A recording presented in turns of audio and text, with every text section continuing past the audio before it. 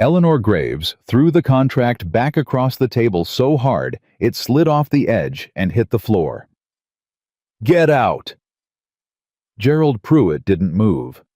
He just smiled that patient, practiced smile of a man who had never once been told no and believed it. "Mrs. Graves, I'm offering you twice what the land is worth. I said get out of my house. If you want to know why a woman chooses hunger over help, stay with me to the very end. Subscribe to this channel, hit that notification bell, and drop a comment telling me what city you're watching from. I want to see how far this story travels."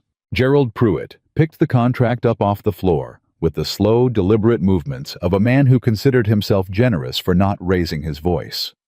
He folded it once, tucked it into the breast pocket of his coat, and set his hat back on his head like a man concluding a business meeting that had gone exactly as planned. Not like a man who had just been thrown out of someone's home. "You'll change your mind," he said. "Winter's coming, Mrs. Graves. A woman alone out here doesn't last long once the cold settles in." Eleanor held the door open. Her arm was shaking not from fear, but from the effort of not saying everything she was thinking. "Goodbye, Mr. Pruitt." He walked out. She closed the door behind him. And then she stood with her back pressed against it, both hands flat against the wood, and breathed. Outside she heard his horse pull away. She heard the creak of his buggy wheels on the frozen ground. She heard the sound of him leaving, which was the only thing about Gerald Pruitt she had ever liked. Then she walked to the window and looked out at what she had. The north fence was down again. She could see it from the house. 3 rails collapsed, leaning against each other like tired old men. 2 of her remaining cattle had already wandered toward the gap. She would have to go out and move them back before dark, restring the wire with hands that already ached from the cold, and do it all before the temperature dropped another 10 degrees. She was 41 years old. She had been doing this alone for 2 years. She went to get her coat. Sure. Clearwater, Colorado had opinions about Eleanor Graves. This was not unusual. Clearwater had opinions about everyone, but Eleanor had earned a particular category of town commentary, the kind reserved for women who refused to behave in ways that made other people comfortable. Proud, some said. This was the polite version. Stubborn, others said. This was the version with an edge to it. Foolish bunny, said the ones who had watched her turn down 3 separate offers on her land.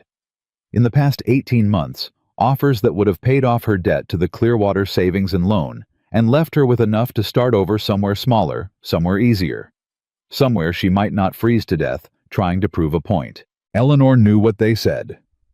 She had heard enough of it at the general store at the post office, through the thin walls of Doc Hartley's waiting room, when she'd gone in for her hand last February, after a wire fence had sliced it open down to the bone. "That Graves woman is going to lose everything," she'd heard Agnes Colton say, to someone her voice carrying the particular satisfaction of a person whose predictions had been correct before. "And she'll have no one to blame but herself."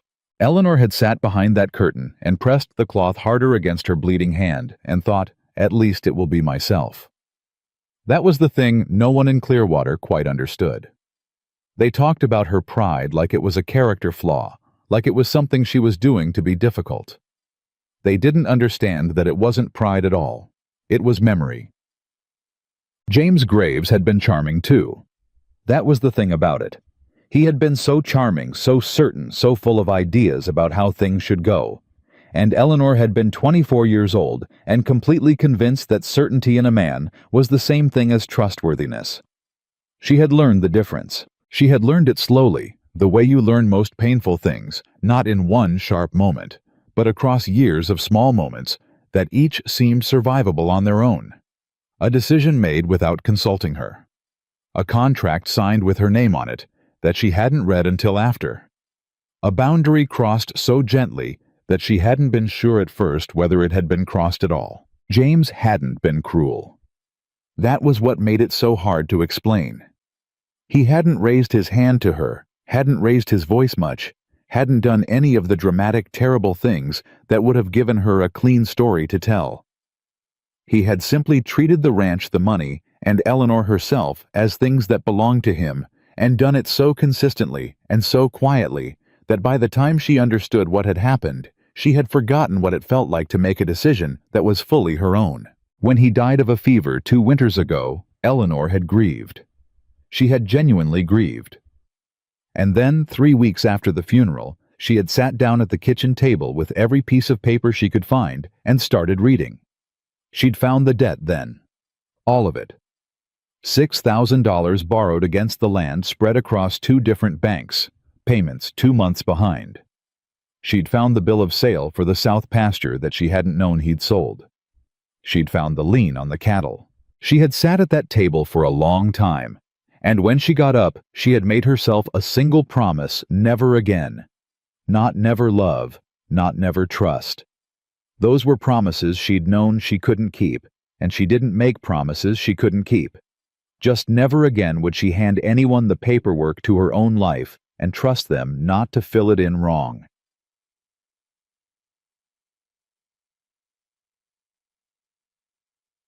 The north fence took her an hour and a half. By the time she'd moved the cattle back and restrung the wire, her fingers had gone past cold into something closer to wooden, that numb mechanical state where she could still move them, but couldn't quite feel what she was doing. She worked by instinct and stubbornness, and got it done. Walking back to the house, she did the arithmetic she did every evening now. It was not a pleasant arithmetic. The banknote came due in March. She had 4 months. At current prices, her remaining cattle, 14 head down from 31 when James died, would cover maybe a third of what she owed. The hay she'd put up in September would last until February if the winter was mild, January if it wasn't. She had 2 horses, a broken-down plow, and about $70 in actual cash money, which sounded like something until you counted what she needed to buy before spring. She had thought about selling the south parcel, the one James had sold without telling her, and then quietly bought back at twice the price, a transaction she still didn't fully understand. It would cover the note.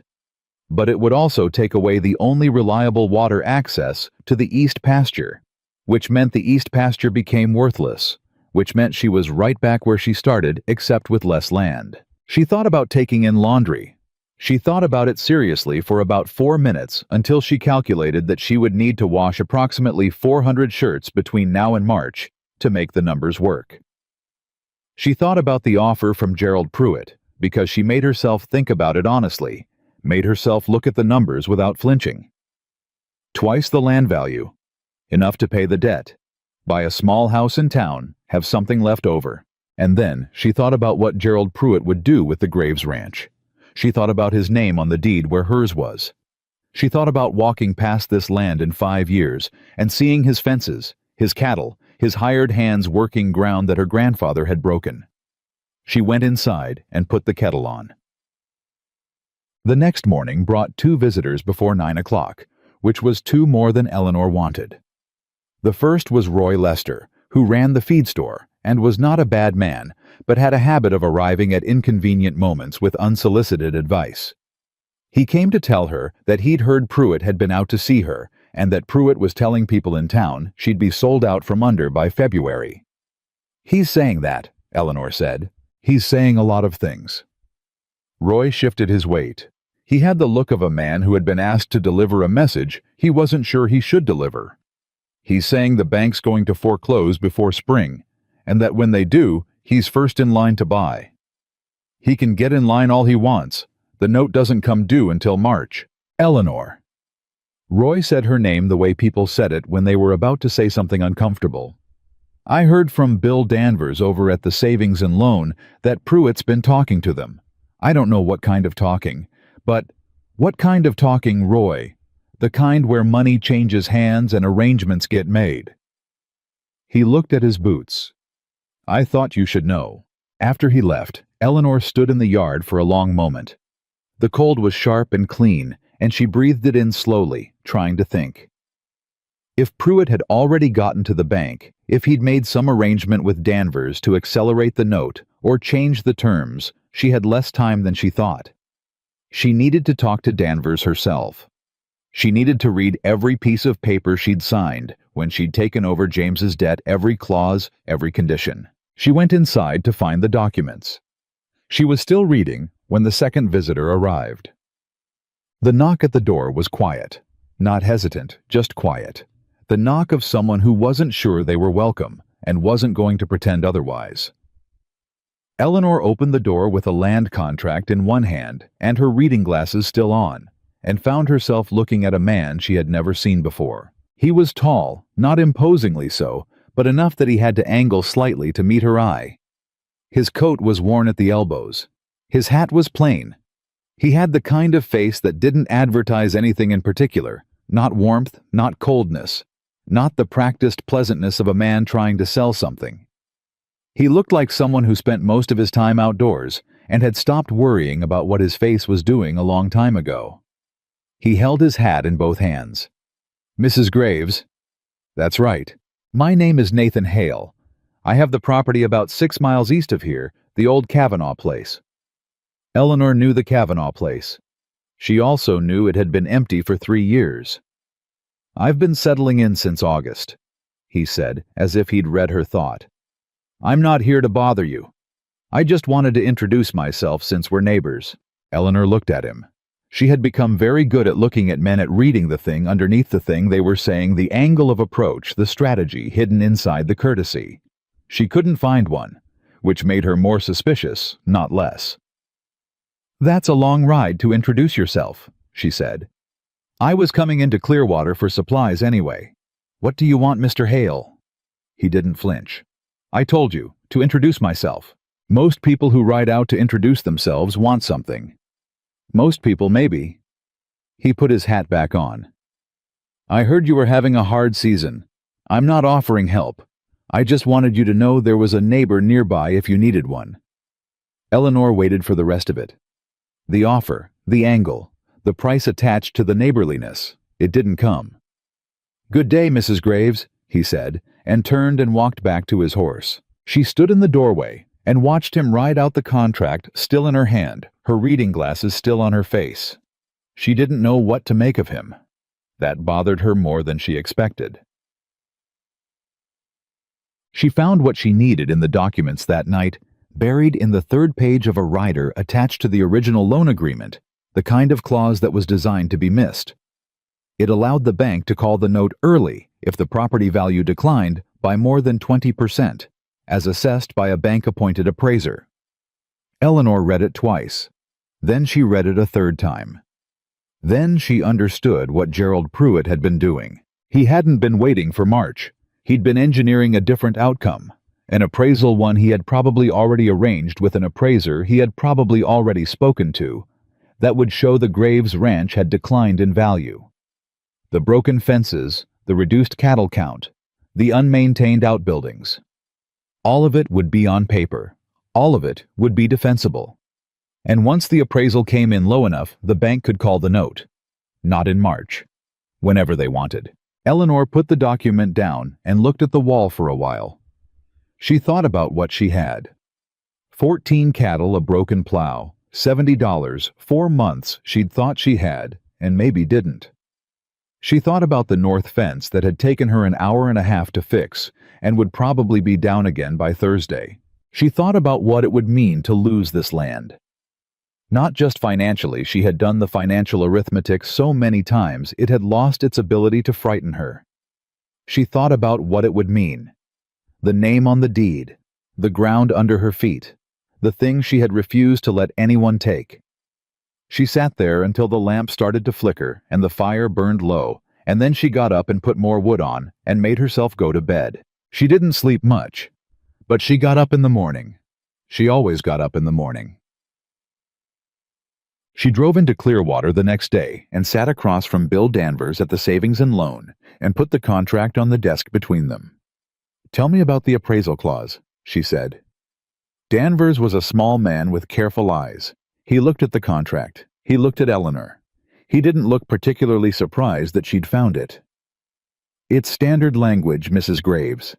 Has an appraisal been requested?" A pause. Just a half-second pause, but Eleanor had learned to read half-seconds. "I'm not at liberty to—" "Bill." She leaned forward. "We have known each other for 16 years. Your children went to school with mine. I am asking you directly, has Gerald Pruitt asked for an appraisal of my property?" Danvers looked at his hands. I can't discuss other customers' business. Which was Eleanor understood the answer. She picked up the contract.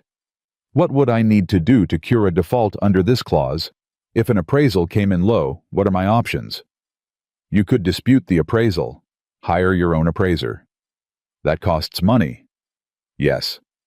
What else?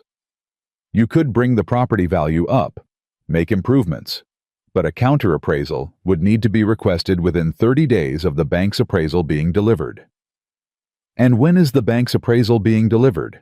Another pause. Danvers's jaw moved slightly. Bill, Eleanor said quietly. When? End of the month, he said, not looking at her. That's all I can tell you. Eleanor had 12 days.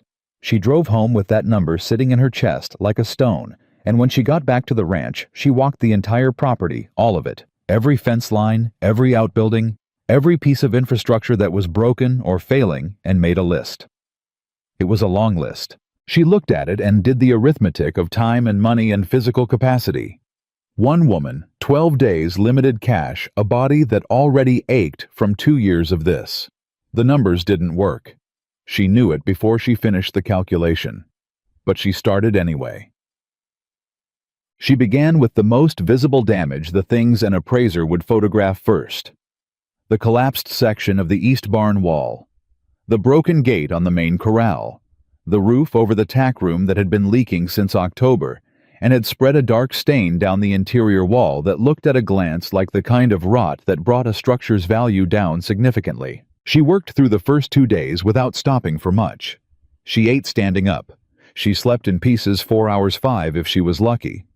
Her hands were doing that thing they did when she pushed them past what they could comfortably do, where the cold settled into the joints and didn't entirely leave even when she came inside. On the 3rd day, her neighbor appeared. She was on top of the corral gate, trying to rehang it on hinges that were bent past where they should have been able to function, and she heard a horse come into the yard and looked down and saw Nathan Hale sitting easy in the saddle watching her. "You need another pair of hands on that," he said. "I'm managing." "You've been at it for 20 minutes. I watched from the road." Eleanor looked at him. "You were watching me from the road." "I was passing on the road," he said. "And then I stopped because it looked like you needed help." "I don't need help." "Mrs. Graves."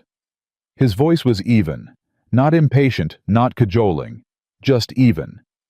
"That gate is going to come down on you. The top hinge is bent at the wrong angle. When you get it close to seated, the weight's going to shift and it's going to drop. I've done this enough times to know."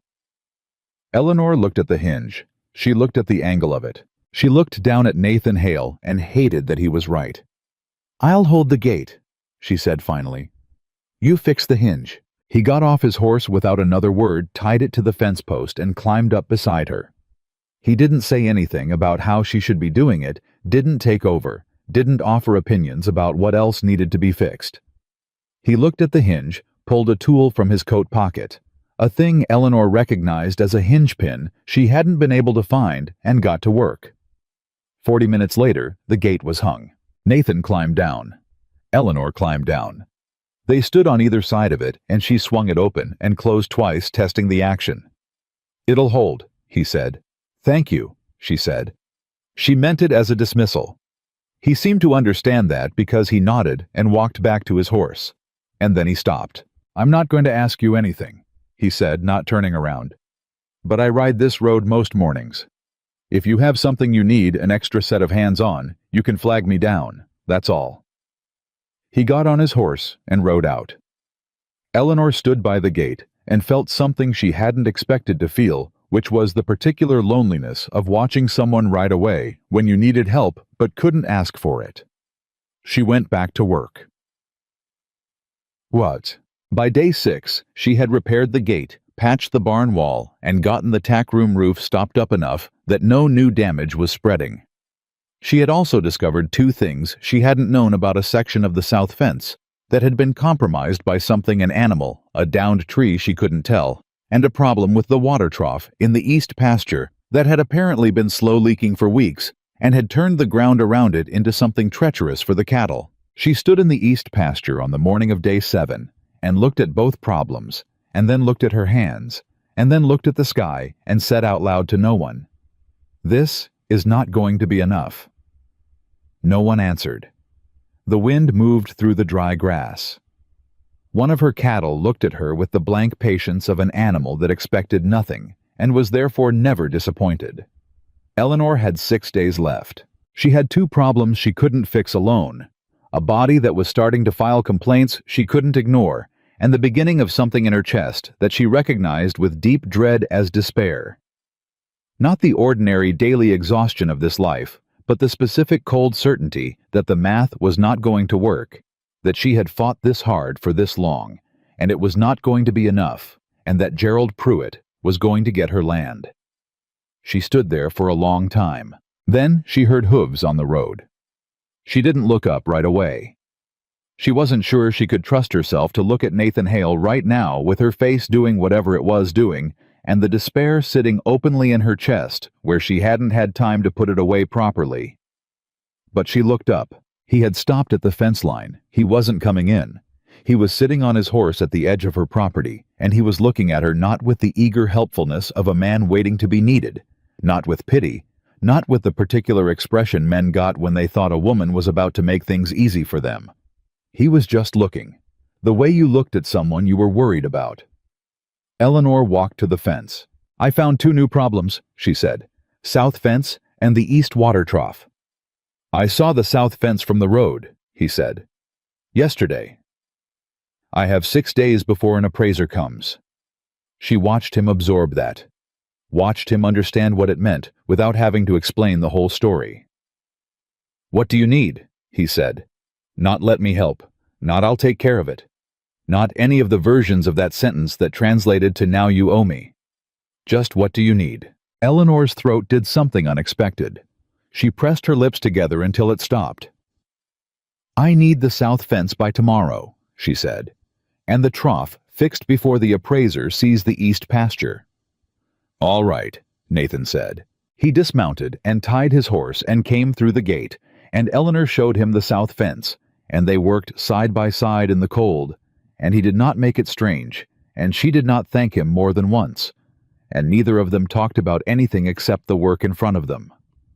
But when he rode out that evening, Eleanor stood at the window and watched him go, and the loneliness was different than it had been before. Before it had been like a wall, something she had built. Now it felt like a door. One she didn't know yet whether she was brave enough to open. She turned away from the window and went to make supper. The ranch was quiet around her. The fire was low. Outside the wind had picked up, and she could hear it moving through the eaves, that sound she had learned to read like a language, the sound of winter settling in, of cold that intended to stay. She was still afraid. She wanted to be honest with herself about that. She was afraid of the appraiser. She was afraid of Pruitt. She was afraid of the bank and the clause and the 30-day window and all the arithmetic that still didn't quite work no matter how many times she ran it. But there was something else now. Something quieter than fear and harder to name. She sat down at the table and pulled out her list. 6 days. The south fence, done the trough to fix 3 more items she hadn't gotten to yet. She made her plan for tomorrow item by item, methodical and clear. And for the first time in 2 years, she was not entirely alone while she did it. She wasn't sure yet what to do with that. She wasn't sure yet whether it was something to hold on to or something to be careful of. But she wrote it down anyway, not on the list, but somewhere in the back of her mind where she kept the things that mattered. A neighbor. A quiet man who asked what she needed instead of telling her what he wanted. 6 days. She picked up her pencil and got back to work. The appraiser arrived on a Tuesday. Eleanor heard the buggy before she saw it, the particular sound of iron wheels on frozen ground moving slowly, the way people moved when they were looking at things rather than going somewhere. She was in the barn when she heard it, and she came out with her work gloves still on, and watched a man she didn't recognize climb down from the buggy with a leather satchel and a measuring rod, and the careful, unhurried manner of someone who was being paid by the hour. Behind his buggy on a separate horse was Gerald Pruitt. Eleanor hadn't expected that. She stood very still for a moment, and made herself breathe. Pruitt didn't dismount right away. He sat on his horse at the edge of her yard and watched the appraiser approach her the way a man watches something he already owns. "Mrs. Graves," the appraiser said, lifting his hat. "I'm Thomas Greer. I've been engaged by Clearwater Savings and Loan to conduct a property assessment. I have authorization here from the bank." He held out a document.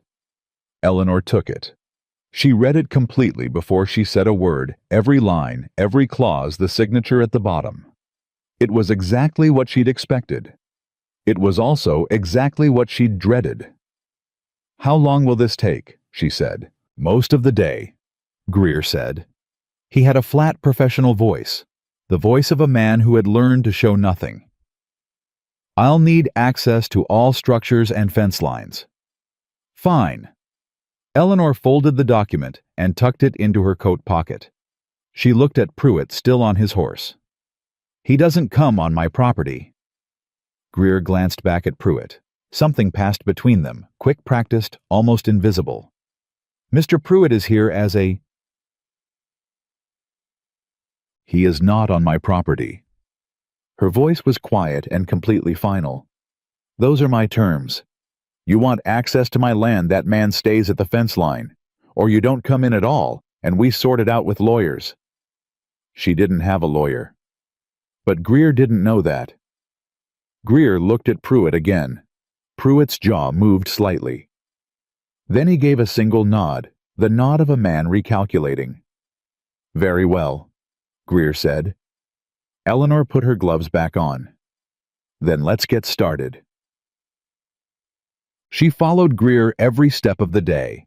She didn't hover, she wasn't stupid enough to look desperate, but she stayed close enough to hear every note he made and see every measurement he took. When he wrote something down, she watched his pencil. When he paused at something, she made herself notice what he was looking at. He paused at the east pasture trough. Eleanor's stomach tightened. But Nathan had fixed it 2 days ago properly. Fixed it, not just stopped the leak, but replaced the cracked section of pipe that had been causing it. The ground around it was still soft, but it was drying. There was nothing to photograph that looked worse than a wet winter field. Greer made a note. Eleanor couldn't read it from where she stood. He paused at the barn wall. Eleanor had patched it with new lumber, which was actually more solid than the original construction. Greer measured the dimensions of the repair and wrote something down. He paused at the south fence, the one she and Nathan had fixed together, working in the cold with 2 sets of hands until the wire was taut and the posts were solid. Greer walked the line for 20 feet in each direction, checking each post with his hand. "Recent work," he said, not to Eleanor, just noting it out loud. "I keep my fences up," Eleanor said. He looked at her. Then he looked at his notes. Then he kept walking. At 3 in the afternoon, Greer packed up his satchel. He stood in the center of the yard and made his final notes and said without inflection, "You'll receive the written assessment within the week." "What's your number?" Eleanor said. "The formal report." "I'm asking what you saw today. Give me a ballpark." Greer looked at her. For the first time that day, something shifted in his professional blankness. Not sympathy, exactly. Something closer to reluctant respect. "The property is distressed," he said carefully, "but less distressed than the preliminary information suggested. The recent repairs are visible and will be noted." He paused. "That's all I can tell you." He walked back to his buggy. Eleanor looked at Pruitt, still at the fence line where she'd made him stay. He was watching her with a flat measuring expression. He didn't say anything, neither did she. She went inside and sat down at the kitchen table, and her hands were shaking, not from cold this time, and she pressed them flat against the wood and breathed until they stopped. She didn't know if it was enough. She had done everything she could do. She had worked herself past what she'd thought her limit was, and Nathan had shown up on that road at exactly the moment she'd needed him to, and they had gotten it done. And she still didn't know if it was enough.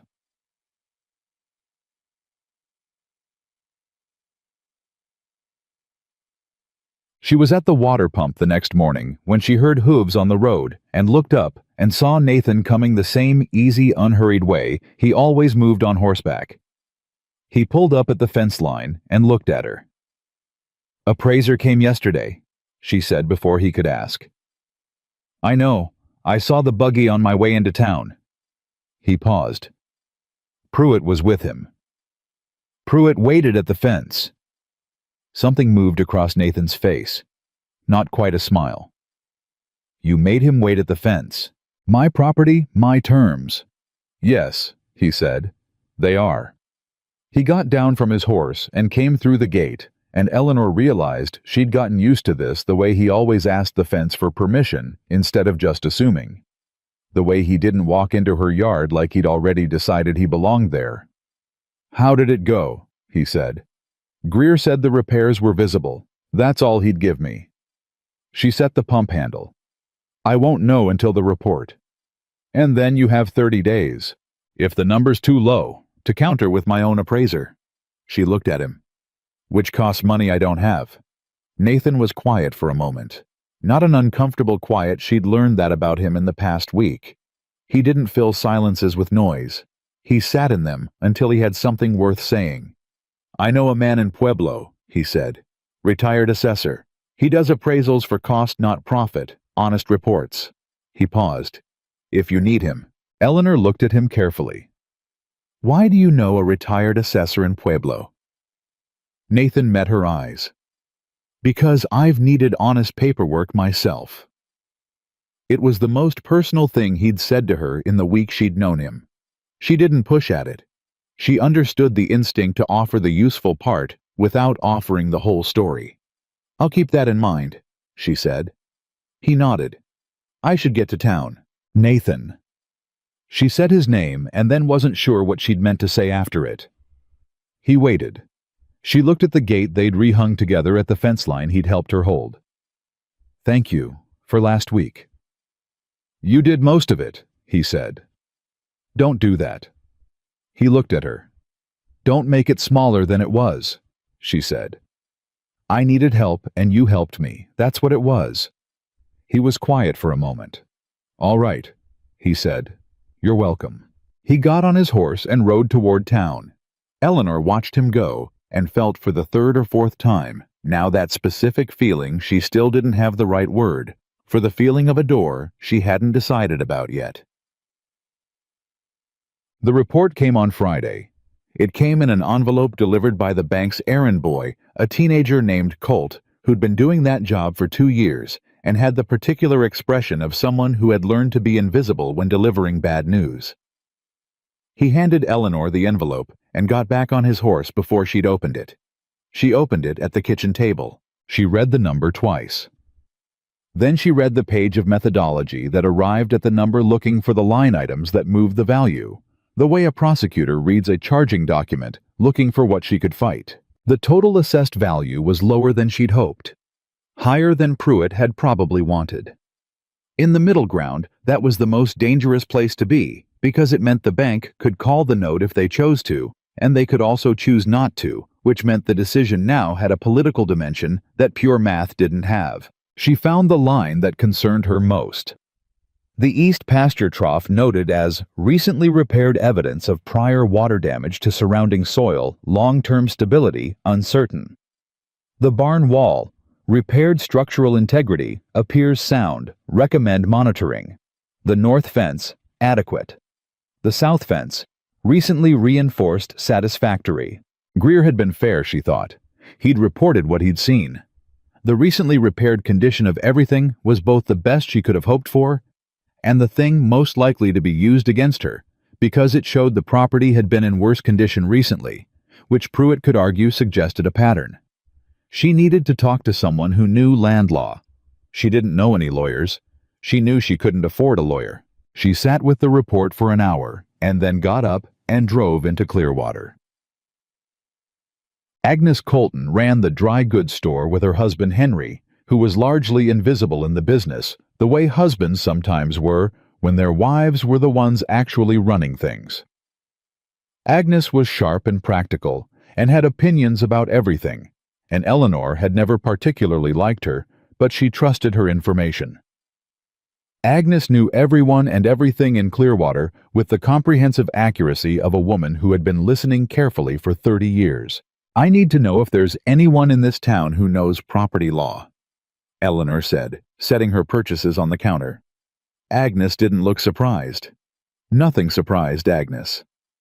What kind of property law? Bank loans, early call clauses, appraisal disputes. Agnes began counting out the change. Fred Marsh handled land disputes before he retired.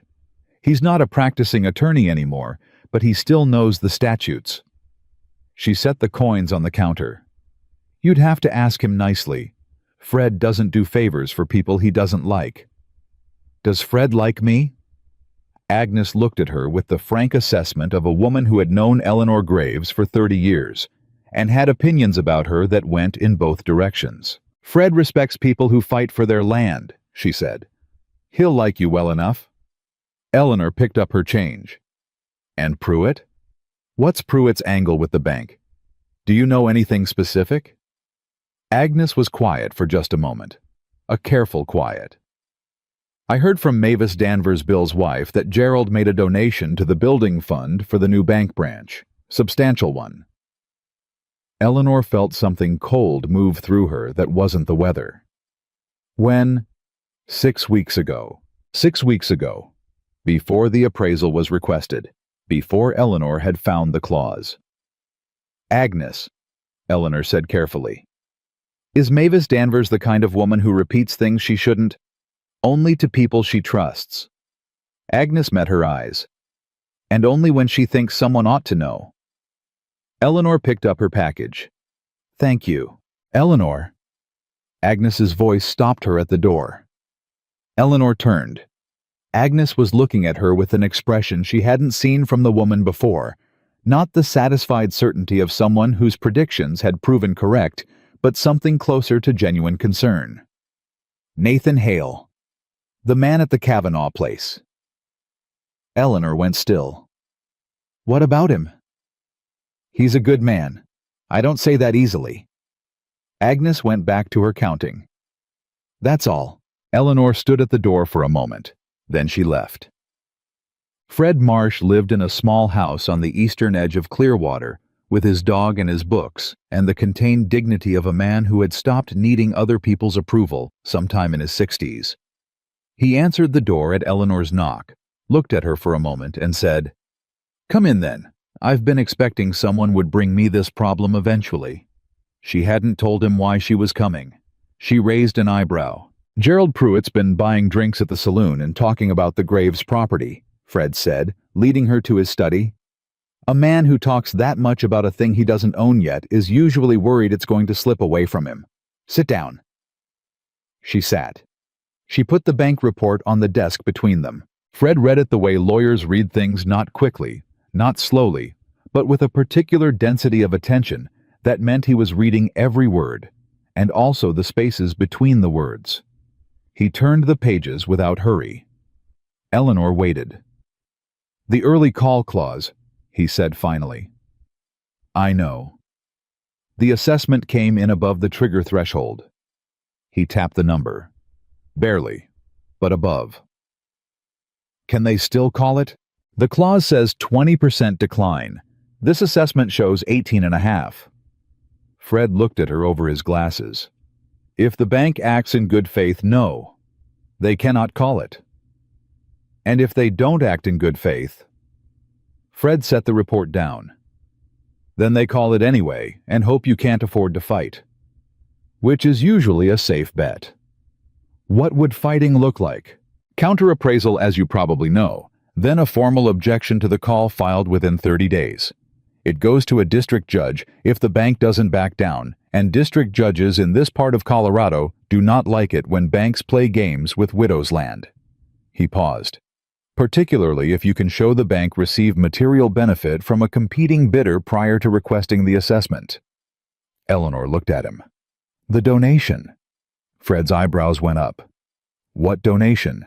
Gerald Pruitt made a substantial donation to the bank's building fund 6 weeks ago, before the appraisal was requested.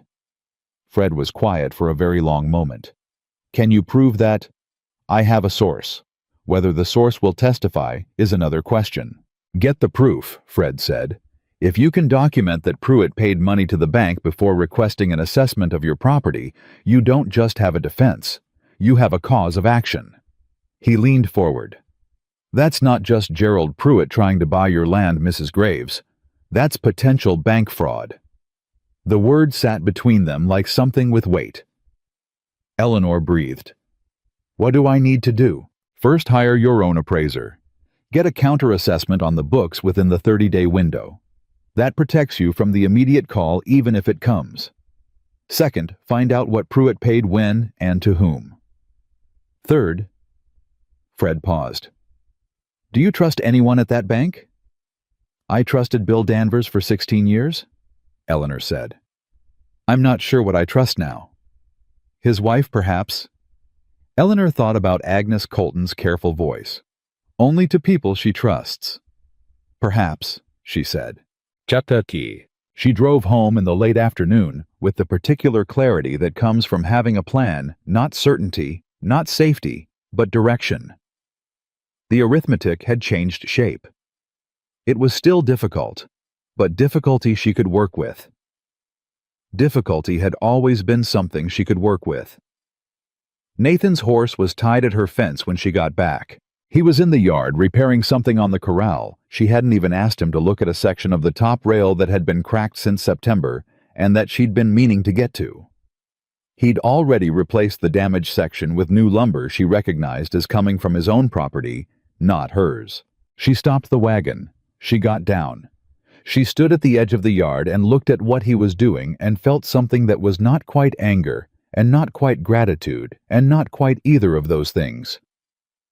"I didn't ask you to do that," she said. "Nathan kept working." "No." "Nathan." He stopped.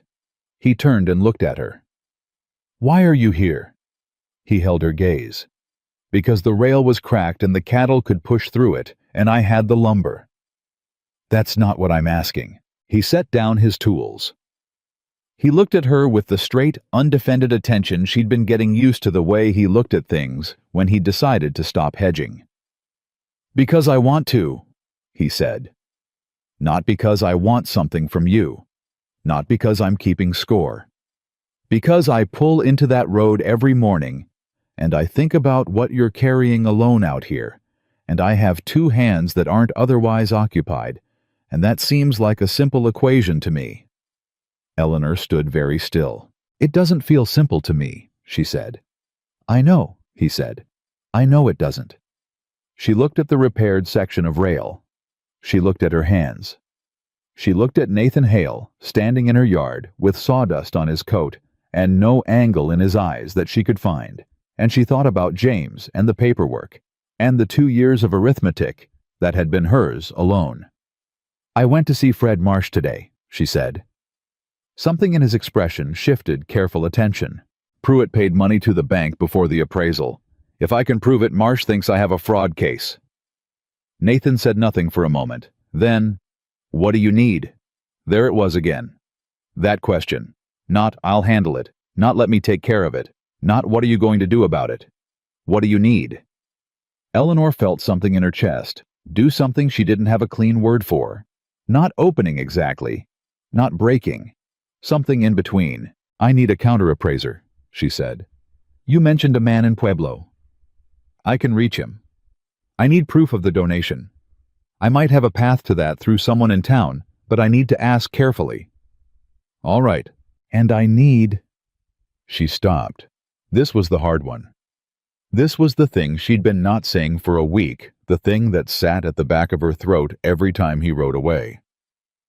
"I need to know that when this is over, whether I win or lose, nothing about how you've helped me changes what this land is. It's mine. It stays mine. Whatever happens between us or doesn't happen. You understand that?" Nathan looked at her for a long moment. His expression was the most readable it had ever been, which somehow made it harder to look at. "Eleanor," he said the first time he'd used her name, "I have not once thought about your land." The way he said it, quiet and level, and completely without performance. She believed him. That was the thing that shook her. After 2 years of making herself not believe men, she looked at Nathan Hale standing in her yard with sawdust on his coat and a repaired fence rail behind him, and she believed him. She wasn't sure what to do with that either. "Finish the rail," she said. "Then come inside. I'll make coffee and we'll figure out the next steps." He picked up his tools. Eleanor went inside. She put the kettle on. She got the cups from the shelf.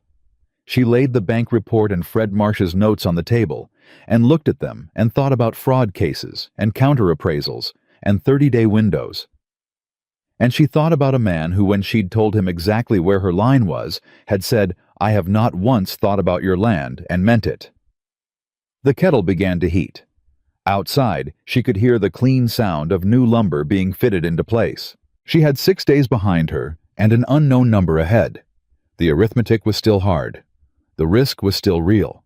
Gerald Pruitt was still out there, patient and certain and funded in ways she wasn't. But for the first time since she'd opened that envelope on Friday morning, Eleanor Graves sat down at her own kitchen table and did not feel entirely alone. The coffee between them went cold before either of them touched it. That was how it went that first evening at Eleanor's kitchen table. The two of them bent over the bank report and Fred Marsh's notes, and a map of the property that Eleanor had pulled from the drawer where she kept the documents that mattered, and the coffee sitting forgotten, because neither of them was thinking about coffee. Nathan had a way of looking at problems that Eleanor hadn't encountered before. He didn't rush to solutions. He read carefully, asked precise questions, and waited for the full answer before asking the next one. He didn't perform confidence the way men often did when they wanted to appear useful. He just thought visibly and without embarrassment, and said what he thought when he'd finished thinking it. "The donation is the key," he said. "Marsh is right. If Pruitt paid the bank before the appraisal was requested, and you can prove the timing, that's not just leverage, that's evidence. Mavis Danvers knows something. Agnes said so." Eleanor wrapped her hands around the cold cup without drinking from it. "But I can't walk up to Bill Danvers' wife and ask her to testify against her husband's bank." "No," Nathan said. "But you can let her decide whether to." He paused. "There's a difference between asking someone to do something and making it possible for them to choose." Eleanor looked at him. "That's a careful distinction." Most important distinctions are. She thought about Mavis Danvers. She'd known Mavis for years, not well, but enough. Mavis was a quiet woman who had spent decades standing slightly behind her husband at church socials and town meetings. Eleanor had always assumed the quietness was contentment. Now she wondered if she'd been wrong. "I'll go see her tomorrow," Eleanor said. "Alone," Nathan said. Not a question. "Alone," Eleanor confirmed. Two women talking over coffee is one thing. If you come, it becomes something else. He nodded without argument. She noticed that about him, the way he accepted the logic of things, without needing to renegotiate every decision. It was a small thing. It felt enormous. "The counter-appraiser," she said. "Your man in Pueblo. Robert Sykes. I'll send a wire tomorrow morning." "How much does he charge?" Nathan was quiet for just a beat. "Let me handle that." Eleanor's spine went straight. "No." "Eleanor, no." Her voice was quiet, but there was nothing soft in it. "I told you what this land is. That means what's spent to protect it comes from me, not from you." She met his eyes. "Tell me what he charges." Nathan looked at her for a long moment. $40 for the assessment and the report. She had $70 left. $40 would leave her $30. $30 was not enough to get through February, let alone spring. "All right," she said. "Eleanor, you don't have to." "I know I don't have to." She stood up and took the cold coffee cups to the wash basin. "That's why I'm choosing to." He was quiet behind her. She heard him fold the papers carefully, the way he handled everything without fuss, without ceremony, but with attention. "I'll send the wire first thing," he said. "Sykes can probably be here within the week." "Good." She turned back to the table. "Go home, Nathan. You've got your own ranch to run." He stood. He picked up his hat. He looked at her with that expression she was starting to understand, the one that wasn't quite a smile, but occupied the same space. "Same time tomorrow," he said. She felt the corner of her mouth move against her will. "I didn't invite you." "No," he said. "You didn't." He let himself out. Eleanor listened to his horse pull away and stood in the quiet of her kitchen and felt for the second time in one evening the strange, disorienting feeling of not being entirely alone. She wasn't sure yet if it was something to lean into or something to be afraid of. She suspected it was probably both. Mavis Danvers answered her door the next morning with the expression of a woman who had been expecting something and wasn't sure whether it was this. "Eleanor," she said. "Mavis, I was hoping we could talk." Mavis looked past Eleanor's shoulder, checking Eleanor realized whether anyone had seen her come to the door. Then she stepped back and let Eleanor in. The Danvers house was warm and precisely ordered, in the way of a woman with too much time and not enough to do with it. Mavis led her to the kitchen, not the parlor Eleanor noted, where a conversation could be formal. The kitchen where things were real and put the kettle on without asking. They talked about nothing for the first few minutes. Weather, the price of flour. Mavis's daughter in Denver, who had just had her second child. Eleanor let it breathe, let the nothing talk do its work, because she understood that you didn't come straight at things like this. Then Mavis set a cup in front of her and sat down across the table and said very quietly, "Bill doesn't know I talked to Agnes." "I know. I shouldn't have." Mavis wrapped both hands around her cup. "But I kept thinking if it was my land, if someone was doing to my land what Gerald Pruitt is doing to yours." She looked up. "It's not right, Eleanor. Whatever you did or didn't do with the offers, what he's doing is not right." "I know that too." Eleanor kept her voice steady. "Mavis, I need to understand what happened. Specifically, the donation, when did it happen, and what exactly was said?" Mavis was quiet. The kettle was still hot on the stove. The kitchen felt very small. "Gerald came to the house," she said finally. "Not the bank. The house. 6 weeks ago, maybe 7. Bill didn't tell me. I heard them talking in the study.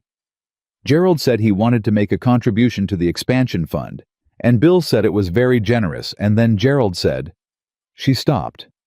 "What did he say?" Mavis looked at her cup. "He said he'd be grateful if the bank would look at the Graves property situation carefully.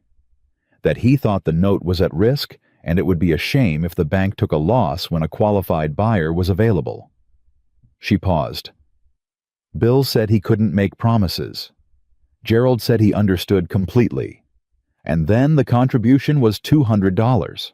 $200 to a small-town bank expansion fund from a man who'd been trying to buy Eleanor's land for a year." Eleanor breathed. "Did Bill know you heard no?" "Mavis."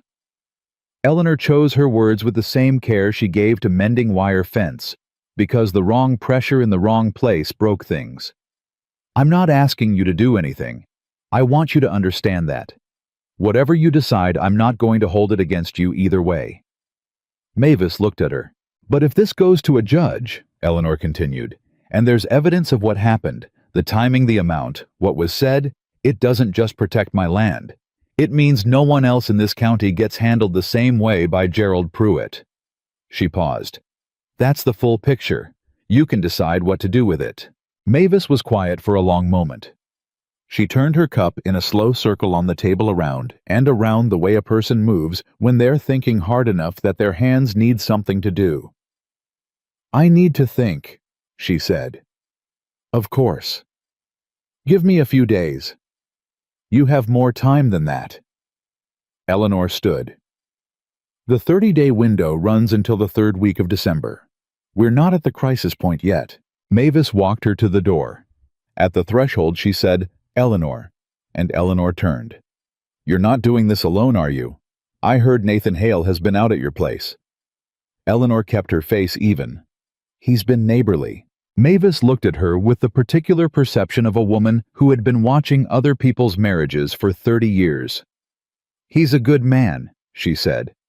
"He was decent to a lot of people when he came through here, and decent people are not as common as they should be." "No," Eleanor said. "They're not." She drove home thinking about $200 and a conversation in a study and a woman who had been quiet for too long, deciding whether to stop.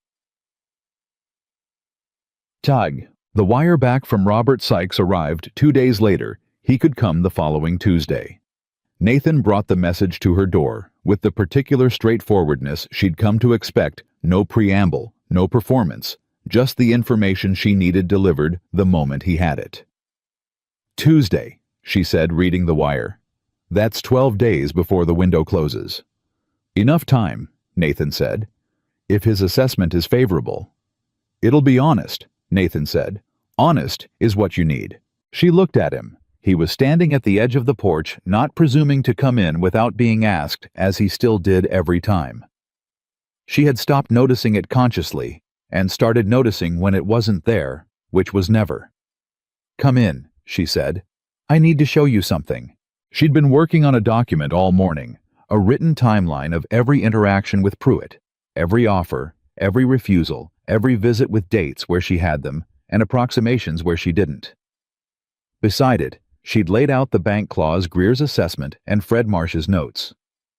Nathan sat across the table from her and read everything she'd laid out with that same dense, quiet attention. When he finished, he looked up. This is good work, he said. I should have done it a year ago, Eleanor said. I should have been writing everything down from the beginning. You were surviving. I was surviving and not paying attention to the paperwork, which is how I ended up here. You're paying attention now. She looked at the table covered in documents and felt the familiar mixture of competence and rage. Competence, because she'd built this assembled, it understood it. Rage, because she'd had to. Because none of this should have been necessary.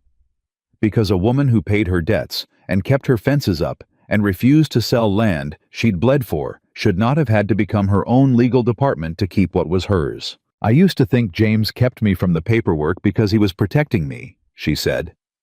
She hadn't planned to say it. It came out the way things did when you'd been alone long enough without the usual gates.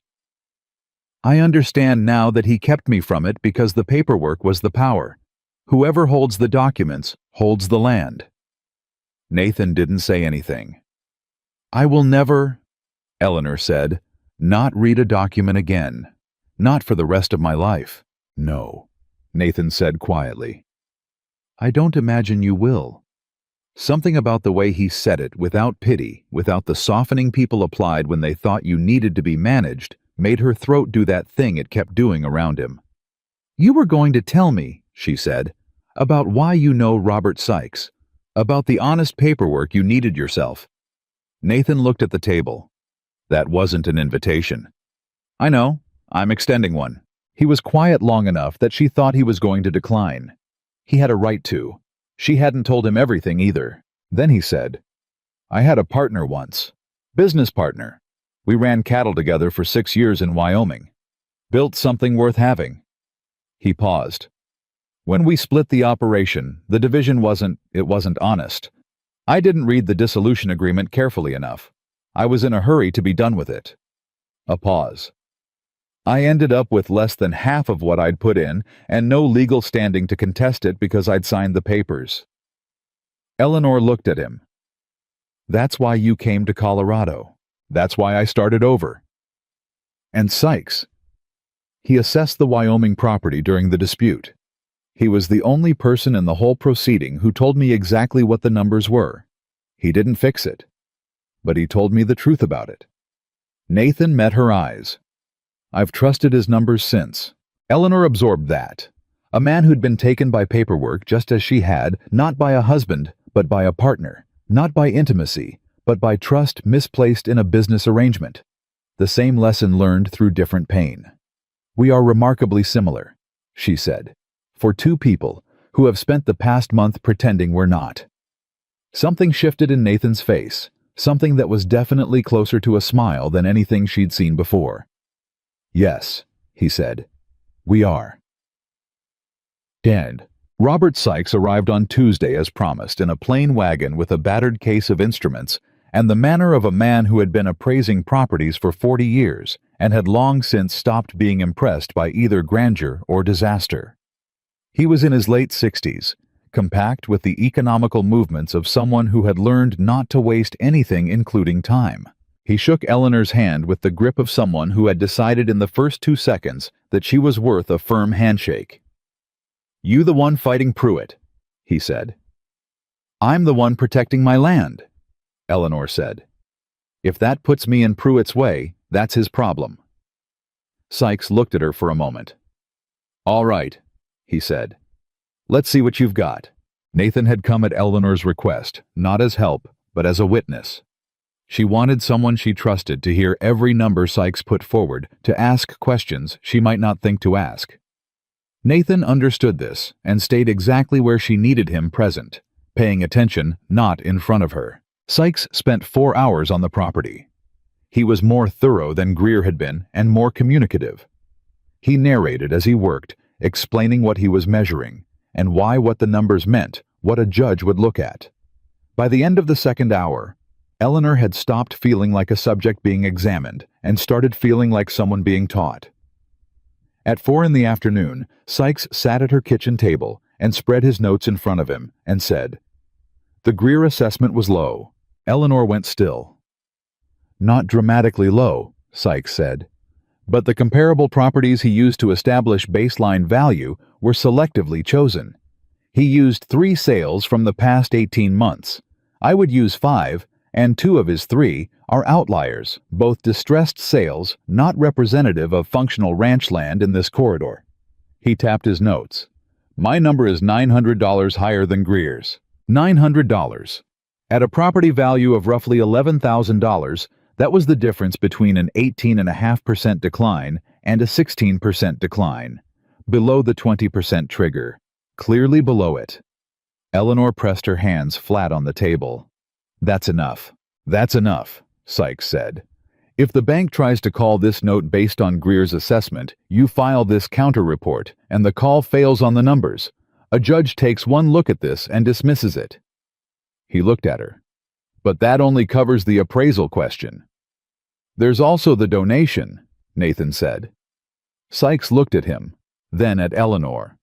"What donation?" Eleanor told him. "All of it. Mavis Danvers, the conversation through the study wall, the $200, the timing." Sykes listened without interrupting. When she finished, he was quiet for a moment. "If you can document that," he said slowly, "you don't just defeat the appraisal call.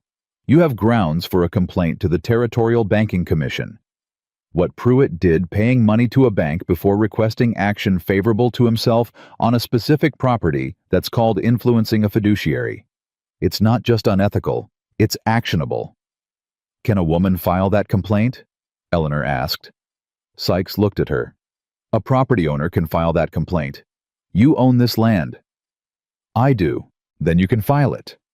The kitchen was very quiet.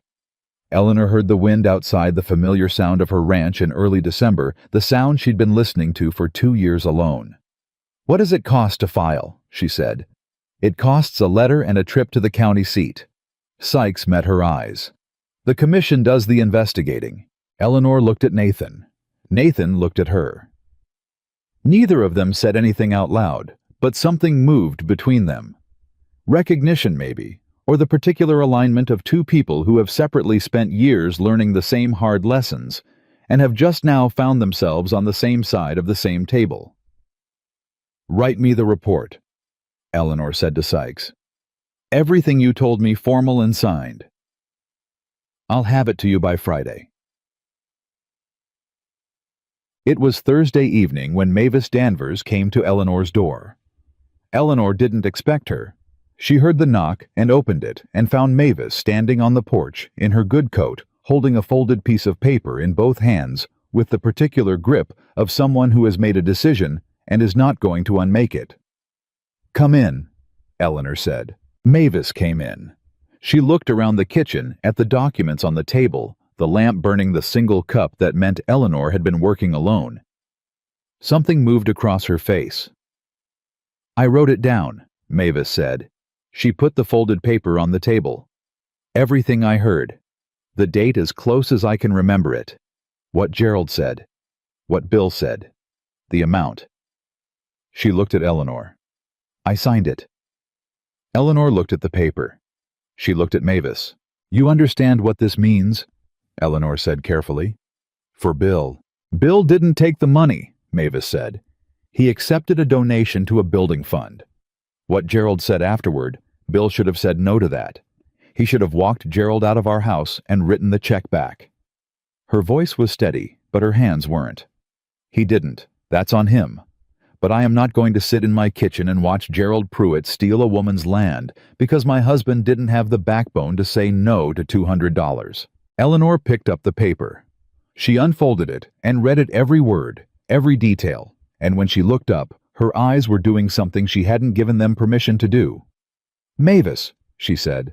"Don't," Mavis said. "Just use it." Eleanor folded the paper carefully and placed it with Sykes's working notes. "Thank you," she said. "I mean it." Mavis looked at the table covered in documents. "Will it be enough?" "I don't know yet," Eleanor said honestly, "but it's a great deal more than I had a week ago." After Mavis left, Eleanor sat at the table for a long time.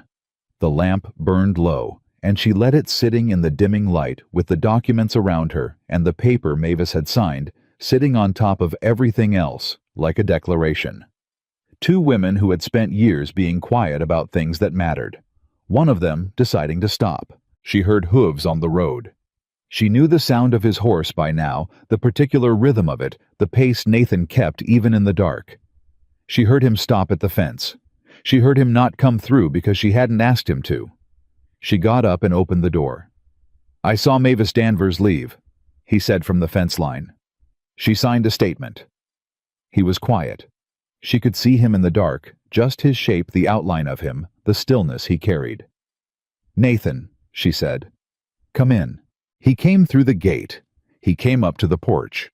He stood 2 steps below her, so their eyes were level, and she looked at him, this man who had showed up without an angle, who had fixed her fence rail without being asked and called in a favor from a man in Pueblo, and spent a month helping her fight a battle that had nothing to do with him, except that he had chosen to be on her side. "I need to ask you something," she said. "All right. When this is over, when the appraisal is filed and the complaint is made and Pruitt has been dealt with one way or another, what do you want?" She held his gaze. "Not what you've been careful to not ask for, what you actually want." Nathan was quiet for a long moment. The kind of quiet that wasn't evasion, but thought. "I want to keep riding past your fence on my way to town," he said. "And I want you to keep opening the door." He paused. "That's all. That's the full extent of my ambition." Eleanor looked at him. "That's a modest want for a man who spent a month repairing my property," she said. "I'm a modest man." She felt something she hadn't felt in a very long time. Something that wasn't relief and wasn't safety, but was adjacent to both of them. Something lighter than what she'd been carrying. "Come inside," she said. "I'll make fresh coffee and tell you what Mavis told me, and we'll figure out what happens next." He came up the steps. He came through her door. He sat at the table across from her the way he always did, not at the head of it, not taking up more space than he occupied, just across from her, even and present and entirely without agenda. Eleanor poured the coffee. She set both cups on the table. She sat down. Outside, the wind moved through the eaves the way it always did on winter nights, the sound she'd been listening to alone for 2 years. But the kitchen was warm. The lamp was bright. And for the first time since James had died, and the paperwork had come, and the world had rearranged itself around her, the silence in the room felt inhabited rather than empty. She had Sykes's report coming Friday. She had Mavis's statement in hand. She had Fred Marsh's legal framework, and a 30-day window that still had 12 days in it, and a banking commission that did not reportedly like fraud. Gerald Pruitt didn't know yet what was coming for him. Eleanor picked up her coffee cup and looked at the man across the table and thought good. Sykes's report arrived Friday morning, exactly as promised. Eleanor read it at the kitchen table, before she'd done anything else before coffee, before checking on the cattle, before the list of tasks that began every day of her life.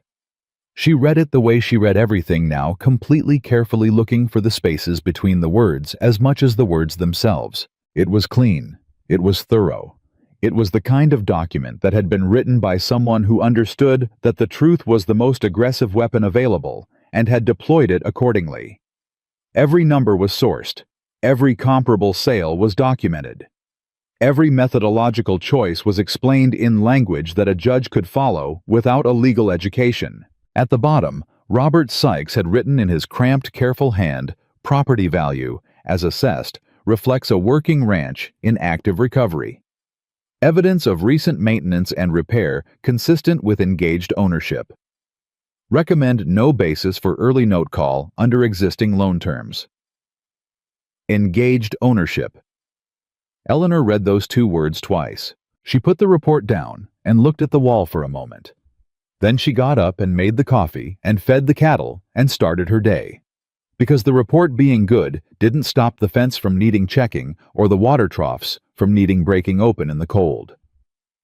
Nathan came by mid-morning. She showed him the report without preamble, set it on the fence post between them, and let him read it.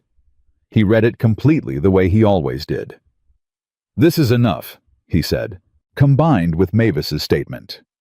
"Combined with Mavis's statement," he agreed. He handed the report back. "When are you going to Fred Marsh?" "This afternoon. He'll know how to file the complaint and whether we do it before or after the note call." She tucked the report inside her coat. "Pruitt doesn't know about Sykes. He doesn't know about Mavis." "No. Good." She looked at him. "I want to file everything at once, the counter-assessment and the fraud complaint. Same day, same moment, so he can't react to one before the other lands." Nathan looked at her with that expression, the one she'd stopped pretending she didn't recognize. "You've been planning this." "I've been thinking," she said. "There's a difference." "Not in this case," he said, and she felt the corner of her mouth move. Fred Marsh read Sykes's report with the same density of attention he'd given everything else. And when he finished, he set it down and folded his hands on the desk and said, "This is good. This is very good. I also have a signed statement from a witness to the donation," Eleanor said. She placed Mavis's folded paper on the desk. Fred picked it up. He read it. He set it down carefully, the way you set down something fragile that you don't want to break. "Mavis Danvers," he said. "Yes, she understands what she signed. She signed it knowing exactly what it means." Fred was quiet for a moment. He looked at the two documents side by side, Sykes's formal assessment and Mavis's handwritten statement, and something moved across his face that Eleanor thought might be the professional equivalent of satisfaction. "Here is what I recommend," he said. "You file the counter-assessment with the bank today. Formal delivery with a signed receipt. That stops the appraisal dispute clock and protects you from the immediate call." He paused. "Then 3 days from now, you file the complaint with the Territorial Banking Commission. The 3-day gap gives the bank time to receive Sykes's report and understand what they're facing, but not enough time to warn Pruitt before the commission gets the complaint." Eleanor thought about that. "Why does the gap matter?" "Because when the commission contacts the bank's first instinct will be to protect itself. And the way a bank protects itself from a fraud complaint is by cooperating with the investigation." Fred looked at her. "You want Bill Danvers frightened and cooperative before Pruitt has a chance to get to him." It was elegant. Eleanor had not expected Fred Marsh, retired and domestic and faintly dusty, to be elegant. "You've done this before," she said. "I did land law for 35 years, Fred said. "Gerald Pruitt is not the first man who thought that money and patience were enough to take what he wanted." He picked up a pen. "Let's write the cover letter for the assessment." They worked for 2 hours. Fred wrote and Eleanor corrected, and they argued twice, once about tone, once about which statute to cite. And both times, Eleanor was right, and Fred acknowledged it without drama, which raised him considerably in her estimation. When she left his house, she had 2 documents ready to file. The counter-assessment for the bank, signed and sealed. The fraud complaint for the Banking Commission, signed and dated, waiting for Tuesday.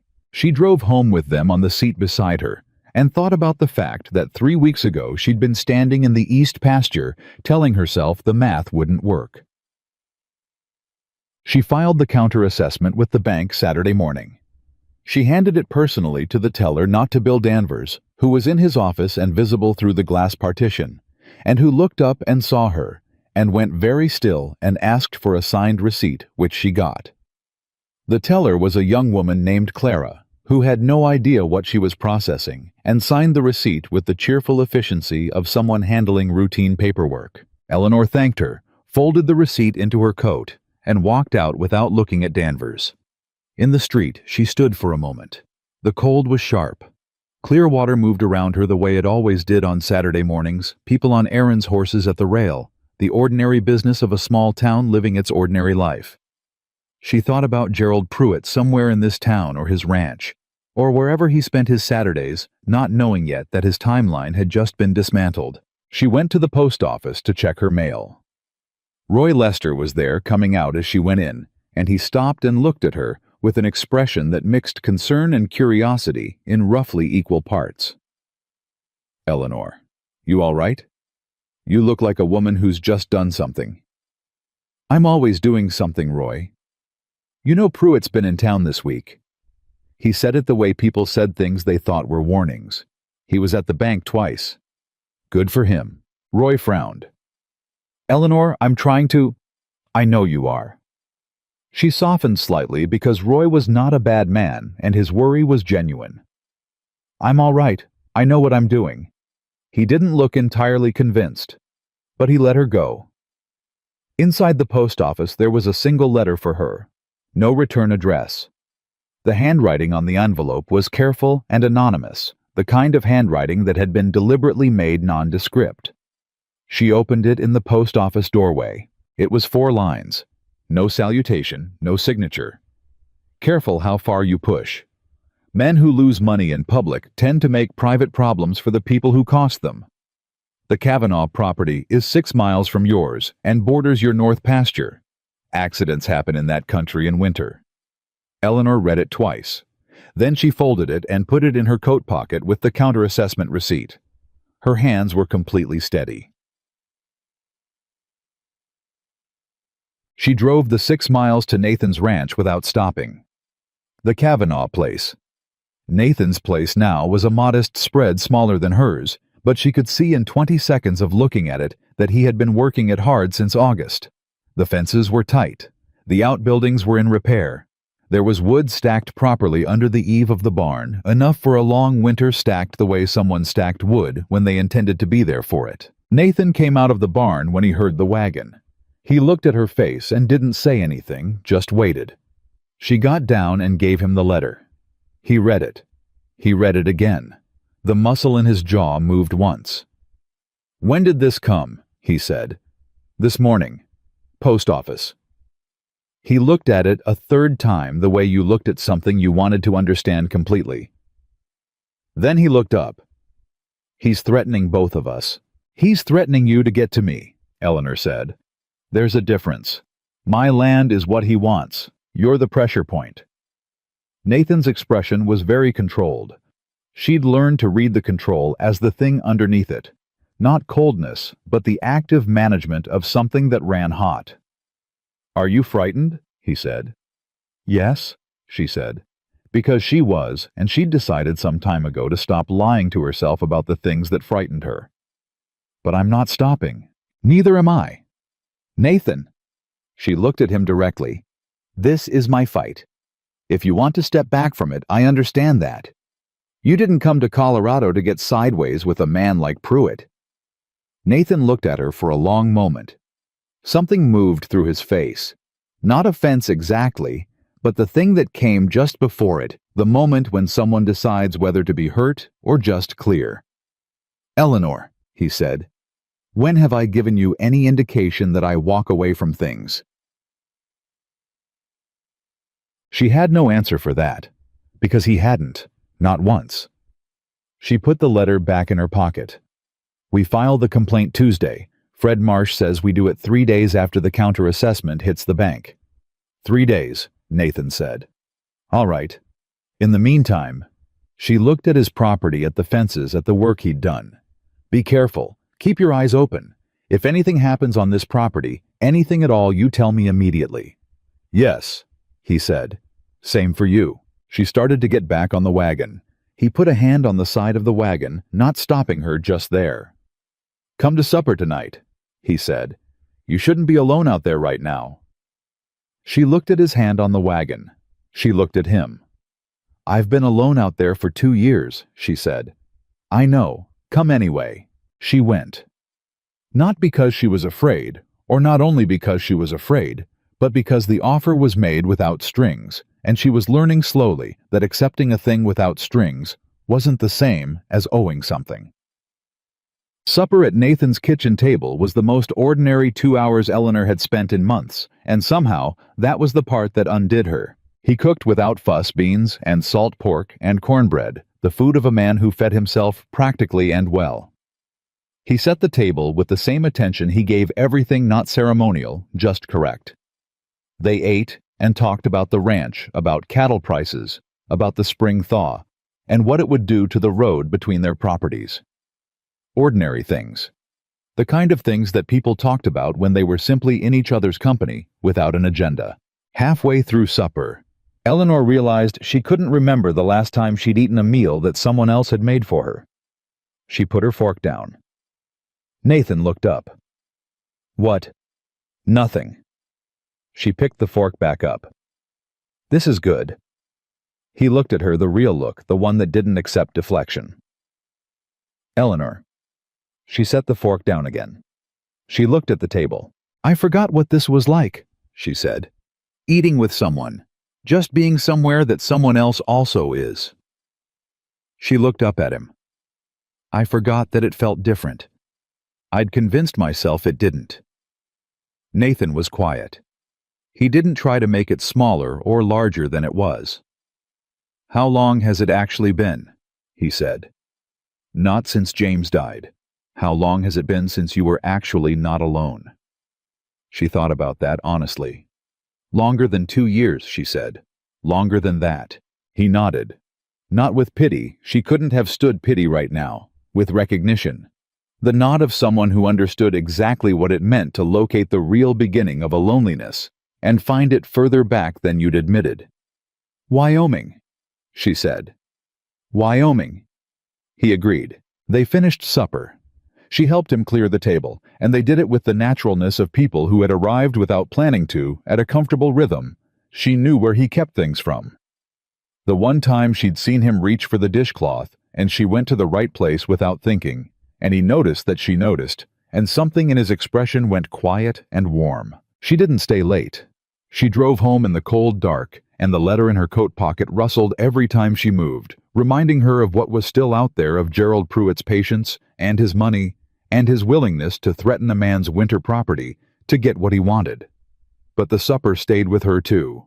The beans and cornbread, the ordinary conversation, the way two people could sit across a table and simply be somewhere together. She thought that is also a thing worth fighting for. Monday came in hard. Eleanor was in the barn when she heard the horse coming fast, faster than people normally came to her place, the kind of speed that meant something was wrong. She came out and saw it was Colt, the bank's errand boy, and his face had the particular look of someone who had been told to hurry and hadn't been told why. He handed her an envelope without dismounting. From Mr. Danvers, ma'am, he said, urgent. She opened it before Colt had turned his horse. It was a single page. Bill Danvers' handwriting, but different from his usual business correspondence. Tighter, faster, the hand of someone writing in a hurry. Mrs. Graves, I am writing to inform you that the bank will not be pursuing the early call on your note. Your counter-assessment has been received and reviewed. We find no basis for further action under the appraisal clause. Your note remains in good standing through its original term of March. I would also ask to speak with you at your earliest convenience privately regarding a separate matter. I believe I owe you a conversation. W. Danvers. Eleanor read it twice. The note call was dead. Pruitt's instrument, the thing he'd built and paid for and arranged through the careful architecture of a donation and a clause and a cooperative appraiser, was gone. Dead before he'd had a chance to use it, killed by Sykes's report, and her counter-filing, and the signed receipt she'd gotten from a cheerful young teller named Clara who hadn't known what she was handling. She stood in the yard with the letter in her hand and felt the specific sensation of a weight leaving her body. Not all of it. Not yet. But the immediate weight, the March deadline, the 20% trigger, the counting of days lifted. She let herself feel it for exactly 30 seconds. Then she went inside and wrote 2 notes. One to Fred Marsh telling him the call had been withdrawn and asking his advice on whether the complaint filing should still proceed. One to Nathan telling him what had happened and asking him to come when he could. She sent Colt with both of them, with a coin for his trouble, and went back to work. Tub. Fred Marsh's response came back within the hour. File the complaint anyway. The call being withdrawn doesn't change what Pruitt did. The commission needs to know. Nathan arrived in the early afternoon. She showed him Danvers's letter. He read it and looked up, and the relief on his face was the most openly readable thing she'd seen from him. Not the managed quiet he usually carried, but something genuine and immediate. "It's over," he said. "The note call is over," Eleanor said. "Pruitt isn't." She told him about Fred's response. Nathan read it and nodded immediately. "File it." "It means making enemies," she said. "Pruitt will know it was me. He already suspects it, but filing the complaint makes it official.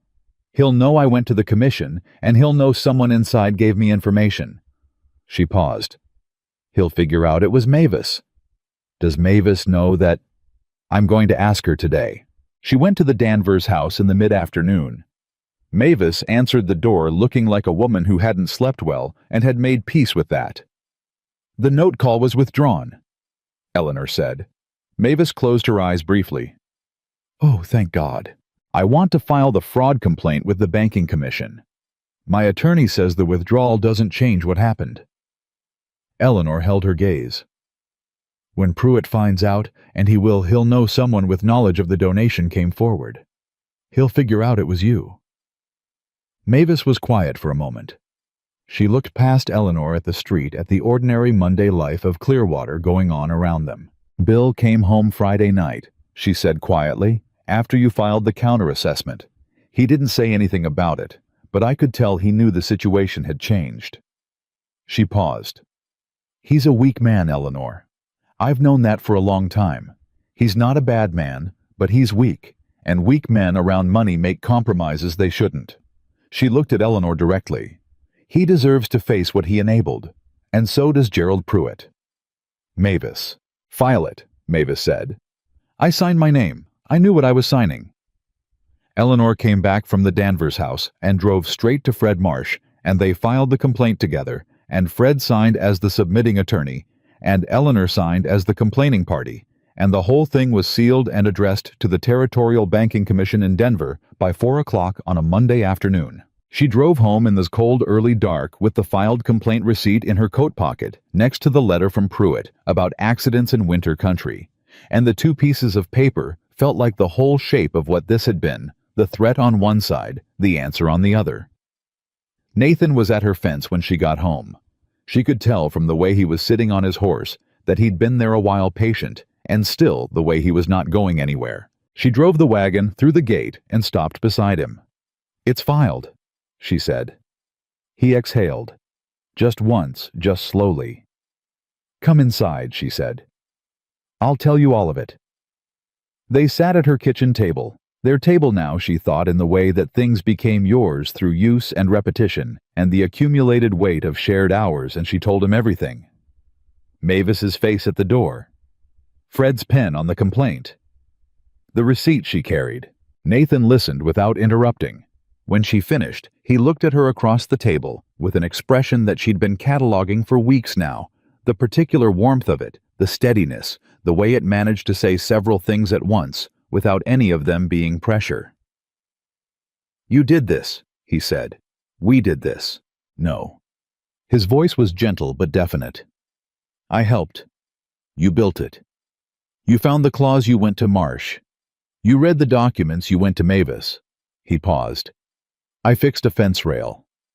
Eleanor looked at him. You also sent for Sykes. That was one wire. Nathan. She said his name the way she'd learned to say it, without the guard she'd started with, without the careful distance she'd maintained for the first 2 weeks. Stop making yourself smaller than you are. He went quiet. His jaw moved slightly. I told you that in the beginning, she said. Don't make it smaller than it was. It goes both ways. He looked at her for a long moment. Then he said, All right. All right. She agreed. The lamp between them was steady. Outside, the wind had come up again, that winter wind she'd been sleeping alone against for 2 years, and tonight it still came and still moved through the eaves the way it always had. But the kitchen was warm, and she was not alone in it. Pruitt's going to move when the commission contact reaches him, she said, because there was still work to do, and she was a woman who did the work. He's going to look for another angle. Let him look, Nathan said. You've covered the ground. I've covered the ground I know about. She pulled her notepad closer. Tell me what ground I don't know about. He leaned forward. He put his elbows on the table. He started talking. They worked until the lamp needed refilling, and then Eleanor refilled it, and they kept working. 2 people at a table in a Colorado winter building, something out of documents and stubbornness, and the particular kind of trust that is earned one honest moment at a time. Gerald Pruitt had money and patience, and the practiced certainty of a man who had never once been stopped. Eleanor Graves had a counter-assessment, a signed statement, a filed complaint, a retired land lawyer, a man in Pueblo with 40 years of honest numbers, and the woman across the street who had stopped being quiet.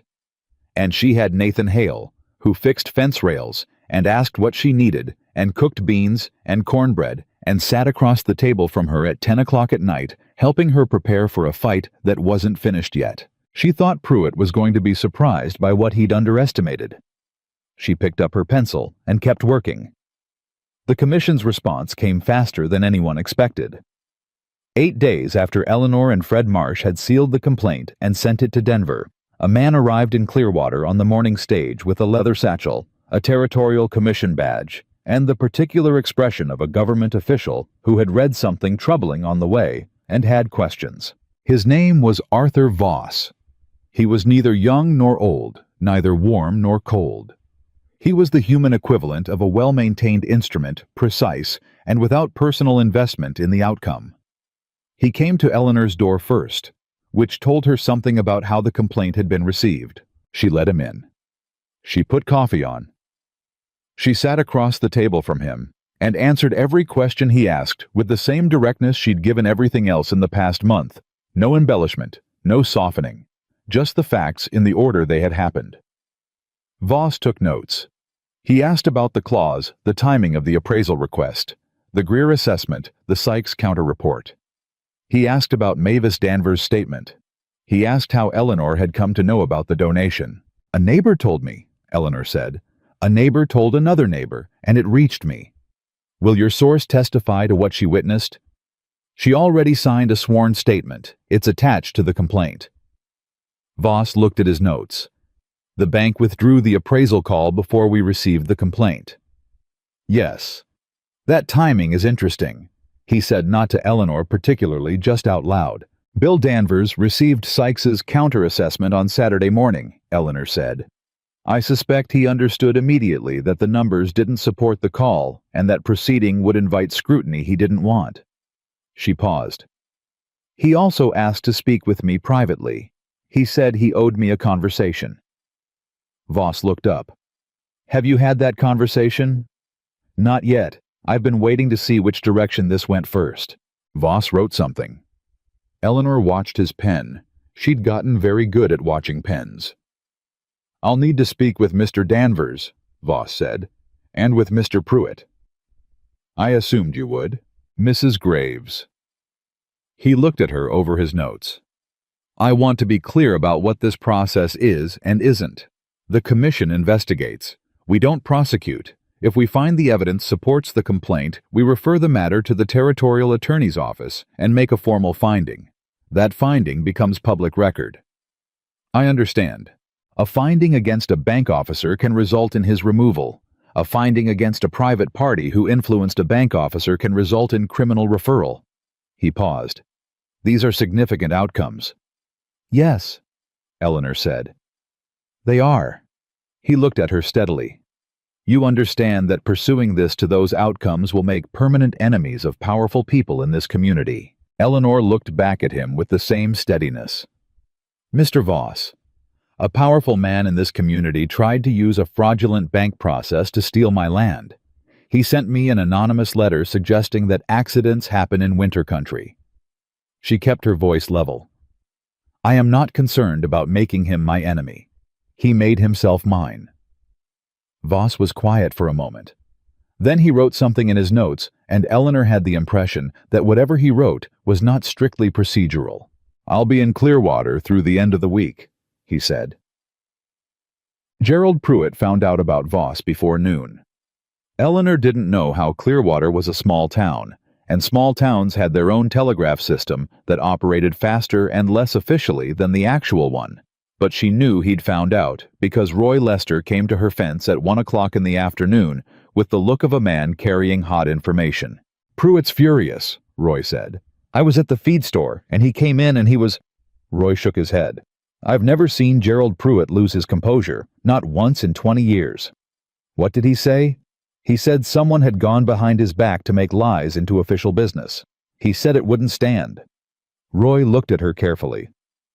Eleanor, he knows it was you. Of course he does. He's going to come for you. He's been coming for me for a year, Roy. She kept her voice even. The difference is that now I'm ready. Roy looked at her for a long moment at the steadiness in her, the particular quality of someone who has been afraid and gotten past it and arrived somewhere else. Something shifted in his expression. Not quite awe. Something more practical than that. What do you need? He said. She looked at him. Roy Lester, who ran the feed store and had been bringing her unsolicited advice for 2 years, asking the same question Nathan always asked. What do you need? Tell people the truth, she said. If they ask what's happening, tell them a woman filed a legal complaint because a man tried to take her land through a corrupt bank process. That's the truth. People can do what they want with it. Roy nodded slowly. All right, he said. All right, Eleanor. Pruitt came to her property that afternoon. He didn't send notice. He rode in through the front gate, through it not stopping at it, the way a man rides into land he believes is already his, and Eleanor was standing in the yard when he arrived, as if she'd known he was coming, which she had because she'd seen the dust from his horse while he was still half a mile out.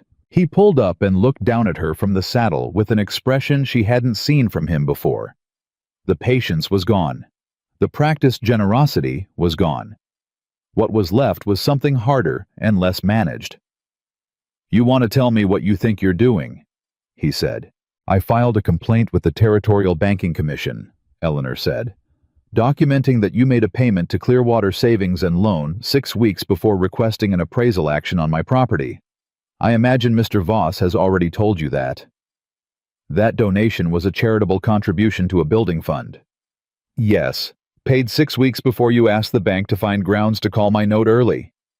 She held his gaze. The timing is what it is, Gerald. Pruitt's jaw was tight. You have no proof of any arrangement. I have a sworn statement from a witness who heard the conversation in Bill Danvers's study. She paused. A witness whose name is on a signed document that is currently in Arthur Voss's satchel. Something moved through Pruitt's expression, fast, sharp, and gone. He had not known about the signed statement. She could see the moment of recalculation, the reassessment of what he was facing. Whoever told you that is lying, he said. Then you'll have the opportunity to say so to the commission. Eleanor. He shifted, the weight of his voice dropped. It made it quieter, made it the voice of a man making a final reasonable offer. I am prepared to settle this quietly. The building fund donation returns to me. The complaint is withdrawn, and I make you an offer on this property that is fair, genuinely fair. You walk away with enough to start over comfortably." She looked at him. This was the offer. The real one, stripped of the architecture of legal maneuvering, just the plain transaction at the center of everything. Your silence for my money. Your land for your comfort. "No," she said. "Be sensible." "I am being sensible." Her voice was completely level. "You tried to take my land through a corrupt process, and then sent me an anonymous letter implying my neighbor might have a winter accident. I am being entirely sensible. The answer is no. The complaint stands. Mr. Voss will speak to whoever he needs to speak to, and the commission will find whatever it finds." Pruitt looked at her for a long moment. The calculation behind his eyes was visible now in a way it hadn't been before. She could see him running the numbers, assessing what he had, and what she had, and what the outcomes were. She watched him arrive at the answer. He turned his horse and rode out. Eleanor stood in the yard until the sound of his horse faded completely. Then she let out the breath she'd been holding for the last 4 minutes. Her hands were shaking. She put them in her coat pockets, where no one could see, and walked back to the barn. Nathan arrived an hour later. She was still in the barn, doing the kind of mechanical work that kept hands busy, while minds processed cleaning tack, checking, harness tasks that required just enough attention to crowd out everything else. She heard his horse and came out and looked at his face and said, "Pruitt was here?" "I know. I passed him on the road." Nathan got down from his horse. He looked like a man who'd had a door closed in his face. He made a final offer. What did he offer? Everything I could start over with, somewhere else. She looked at the fence line, at the land around her, at the visible extent of what she'd spent 2 years holding.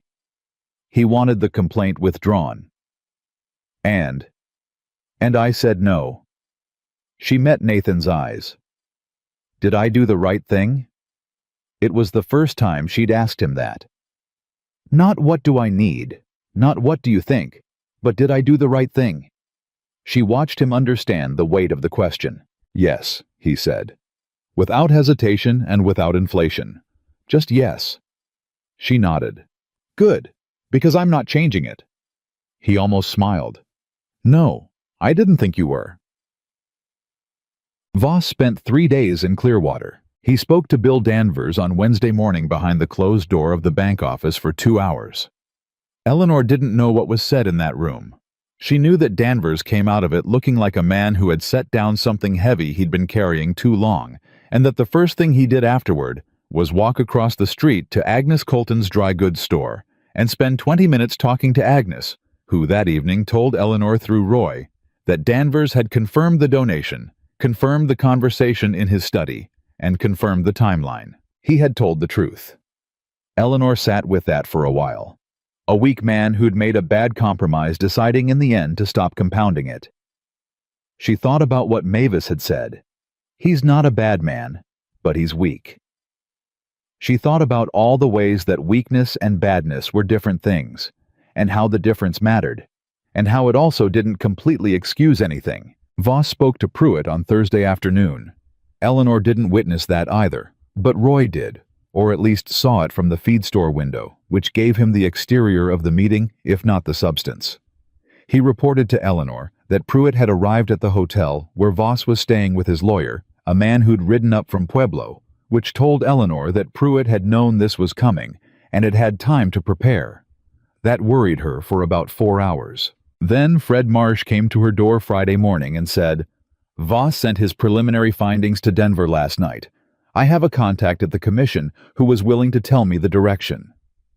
Eleanor held the door open. "Come in."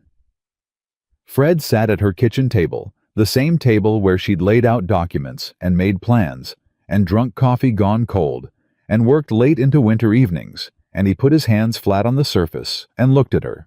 "The preliminary finding supports the complaint," he said. "The commission is referring the matter to the Territorial Attorney's Office for review of potential criminal liability. Pruitt's attorney will almost certainly negotiate a resolution before it gets to prosecution."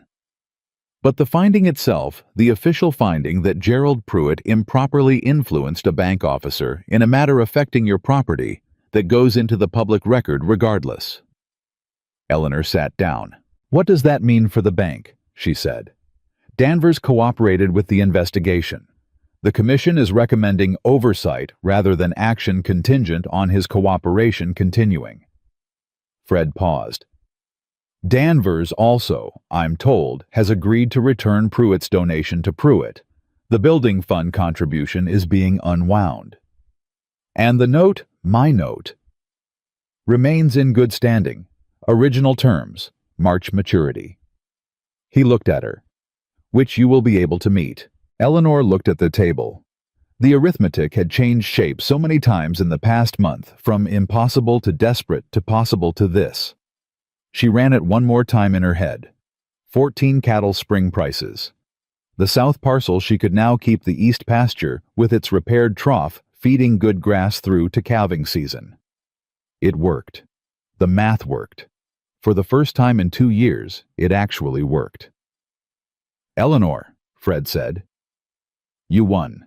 She looked up at him. The word felt strange, not wrong, but strange like a coat she hadn't worn in so long she'd forgotten the fit. "We won," she said. "You Sykes Mavis.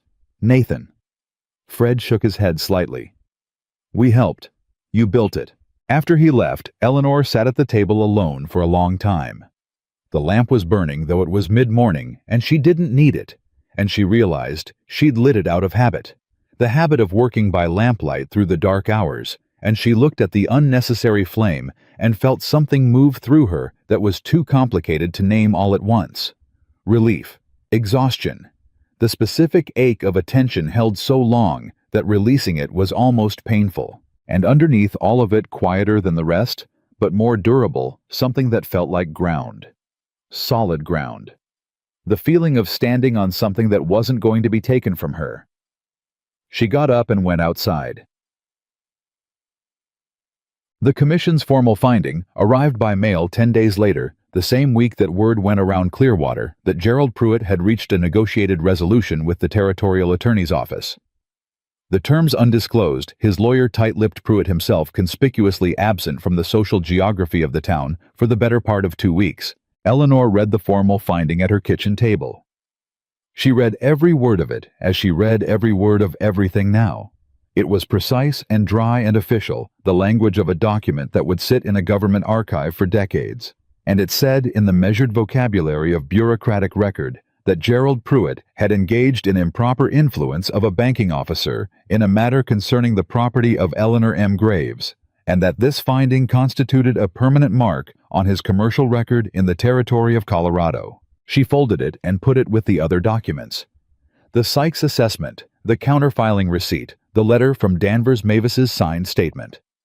The complete record of the past 6 weeks. Then she went to tell Nathan. He was working his cattle when she arrived. She could hear him before she could see him. The sound of a man who knew what he was doing, and did it without waste. She tied her horse at his fence and let herself through the gate, which she did now, without waiting to be invited. Because somewhere in the past weeks, that had changed, and neither of them had made a point of saying so.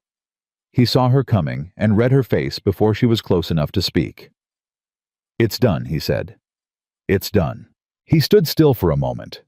The cattle moved around him with the profound indifference of animals who didn't track human drama.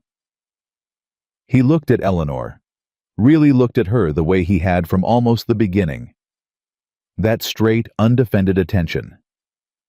"How do you feel?" he said. She thought about that honestly.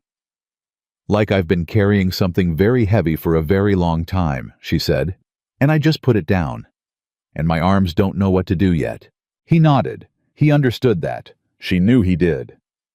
"Come have coffee," he said. "Nathan?" She stopped him. He turned. She looked at him in the clear, cold December light. This man who had arrived at exactly the wrong moment and had somehow become the right thing. This quiet rancher who had sat beside her instead of standing over her and had asked what she needed instead of deciding what she owed him. "I want to say something. Just once, clearly." He waited. "I was wrong about what help meant," she said.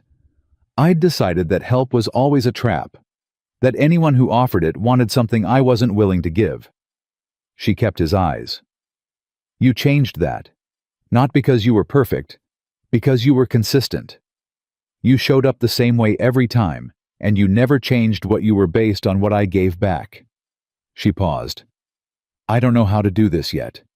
Whatever this is. I'm still learning the difference between needing someone and trusting someone, and those two things got broken in me, and I'm still fixing them. Nathan's expression was the most open she'd ever seen it. I know, he said quietly. I'm not in a hurry.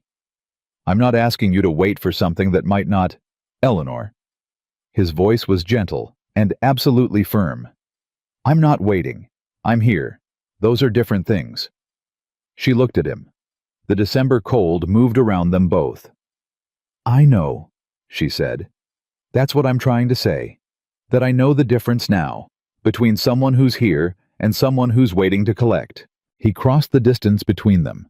Not fast, not hesitant, just direct. And she didn't step back. And when he put his arms around her, it was the most straightforward thing in the world. The most ordinary, extraordinary thing. Two people who had each spent years being alone, deciding without ceremony to stop. She pressed her face against his shoulder and breathed. Just breathed. The cold air and the smell of horses and pine and work, and the specific warmth of another person who had chosen to be exactly where they were. She didn't cry. She'd done her crying alone in the dark, the private kind that no one saw, and this wasn't that. This was something else. This was the other side of it, what you got to when you'd done the crying and kept going and built something out of the wreckage and refused to let anyone take it. She stood there for a long moment. Then she pulled back and looked at him. Coffee, she said. He almost fully smiled. Coffee.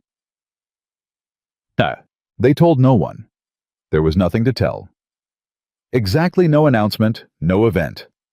Just the gradual visible fact of two people who had begun to orbit each other and had stopped pretending otherwise. Clearwater noticed the way Clearwater always noticed things, not all at once, but incrementally, the way a season changes, and by Christmas the general consensus had formed without anyone needing to state it directly. Agnes Colton told Roy Lester that she'd seen it coming from the first week Nathan Hale had ridden past Eleanor's fence. Roy said he doubted it. Agnes gave him the look she gave people when they said things she found improbable. Mavis Danvers said nothing to anyone. But when she passed Eleanor on the street 2 weeks before Christmas, she looked at her with an expression that was not congratulation. Exactly, but was adjacent to it the look of a woman who had taken a risk, and was watching it have turned out to mean something. Bill Danvers had resigned from the bank the week after Voss's visit. He'd told Agnes, who told everyone eventually, that he'd decided to sell insurance, which was a business where what he did was entirely clear, and no one could make private arrangements about it without him knowing. Agnes thought this was probably the most self-aware thing Bill Danvers had said in 30 years of marriage.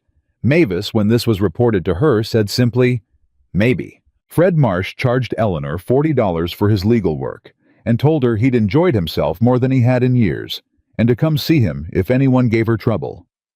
She paid him, shook his hand, and meant every word of her thank you. Robert Sykes sent a note from Pueblo saying the Graves counter-assessment was the cleanest case he'd worked in a decade, and he hoped her spring calving went well. Gerald Pruitt was not seen in Clearwater for the rest of that winter. Whether he'd left entirely or simply retreated was unclear. What was clear was that he no longer attended town council meetings, or stood at the bar at the saloon talking about which properties in the county represented opportunity. His name stopped being said the way it had been said with the particular deference people gave to men with money and forward momentum. The finding in the commission record had done what Fred Marsh said it would do. It had made his name into a document, and documents lasted longer than reputations. Eleanor didn't think about him much. She had other things to think about. In late January, when the hardest part of the winter had settled in, and the days were short, and the work was the ongoing unglamorous labor of keeping animals alive, and fences standing, and ground productive, Eleanor stood at her kitchen window one morning before dawn and looked at the dark shape of her land and took its measure. 14 cattle. A repaired barn. a solid north fence and a functioning east trough, and a tack room roof that no longer leaked. A note coming due in March that the numbers now covered. A spring calving season that would, if it went reasonably well, put her 15 head up from where she'd started.